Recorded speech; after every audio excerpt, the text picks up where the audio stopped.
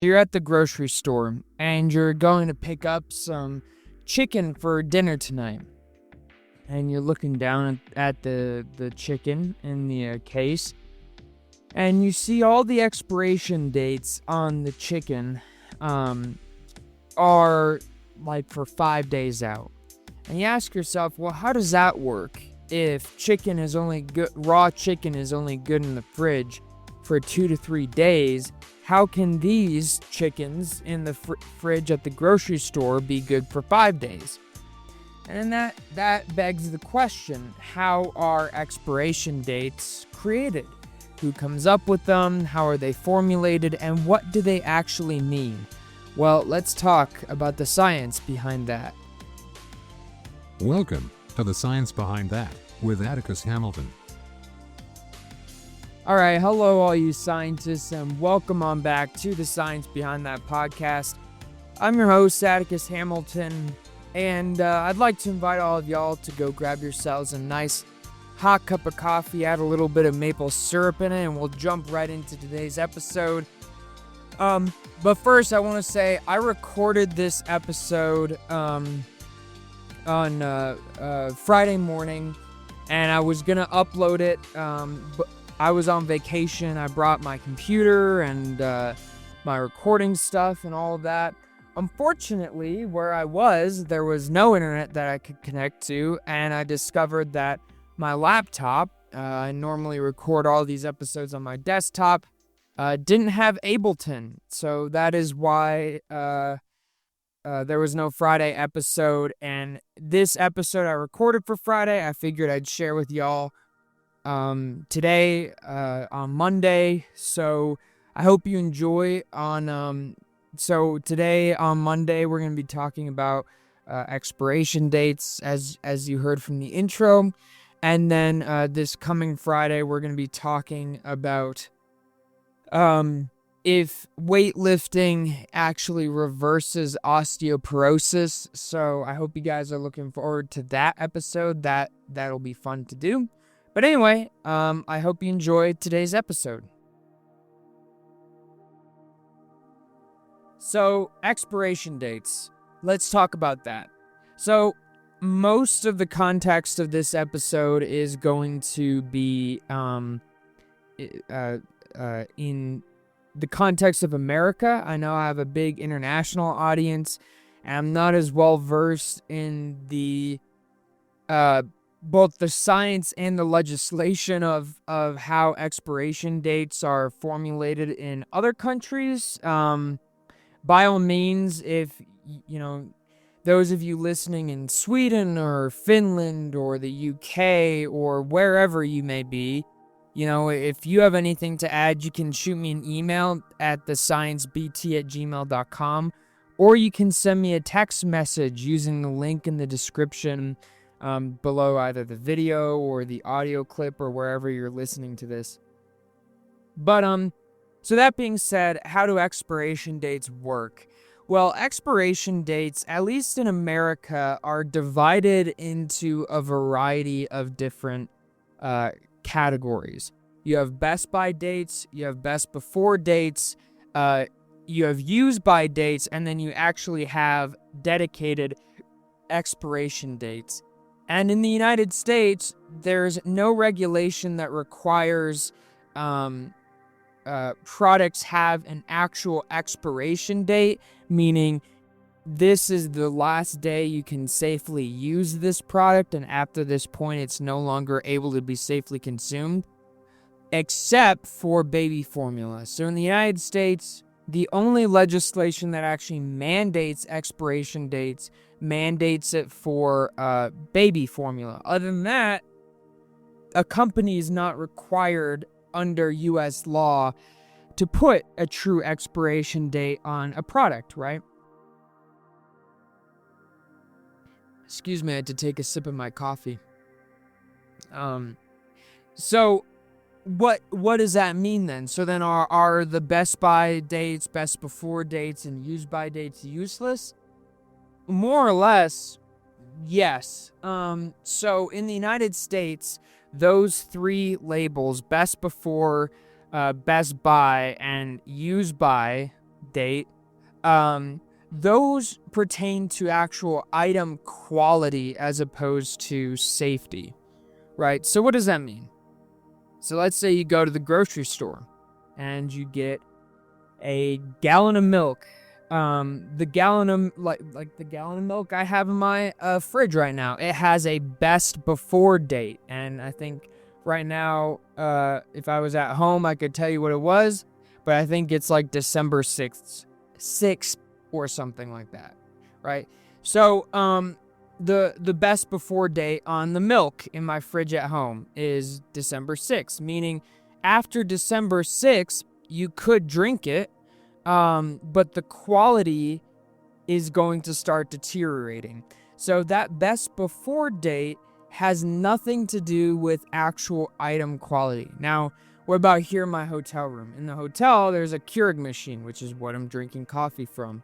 And on the coffee pod, it says, use by September 18th, 2027, right?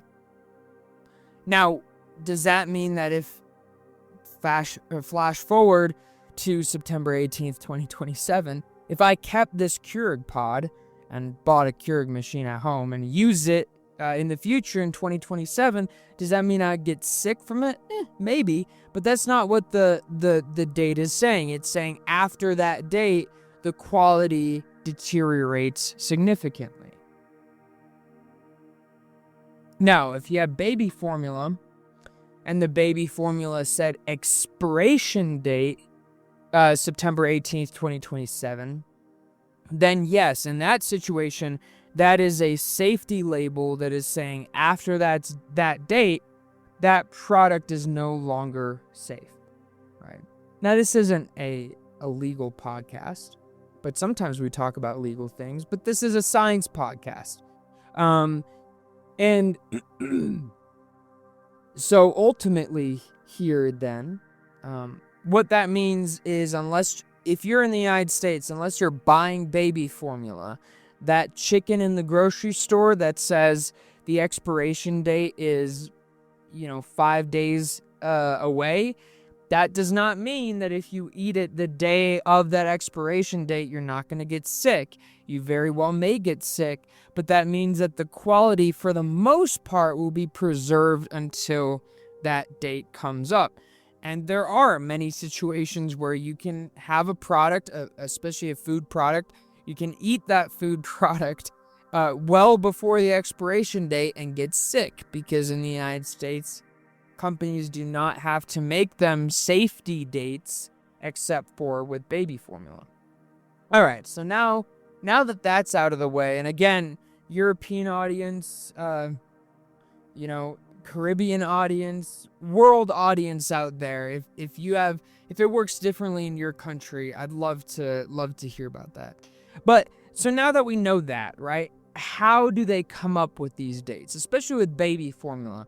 How do they come up with these expiration dates where they know, okay, after this date, this product is no longer going to be safe? Well, the answer to that actually is through testing. So let's take a company, for example, no-name company. Let's call it, Pyrite Incorporated, right? Let's say Pyrite Incorporated makes vacuum-sealed instant coffee. Okay, on the vacuum-sealed instant coffee, they print a best before date for 3 years out, right?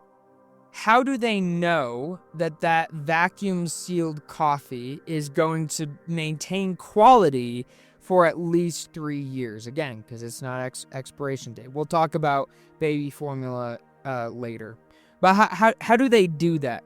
What they do is they make enough product so that a certain proportion of the product that they are regularly producing, they can subject to stress testing. I don't know why it took me so long to think of that, but it's basically stress testing. So they'll do microbiological assays, they'll do chemical assays, and then they'll do generalized shelf life stability assays. And they'll use extreme environments as well to test the stability of it.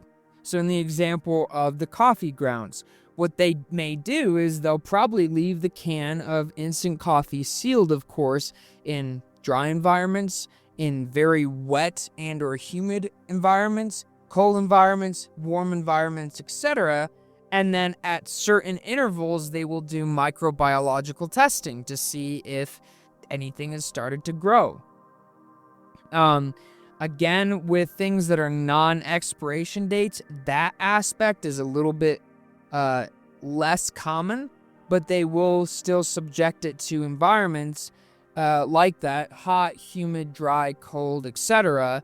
And then the other thing they'll do as well is determine if the actual flavor profile of the coffee, for example, like the flavonoids, have started to deteriorate at all. In addition to those just standard sort of environments where they leave it sitting over time, they will subject the product to increased heat and pressure, see how that causes deterioration, etc. And so they put these items through a variety of chemical and microbiological tests to determine stability. And from that, they then input all that data into a computer system, and various algorithms tabulate out a date that that product is most likely stable until, either shelf stable or refrigerated stable, etc.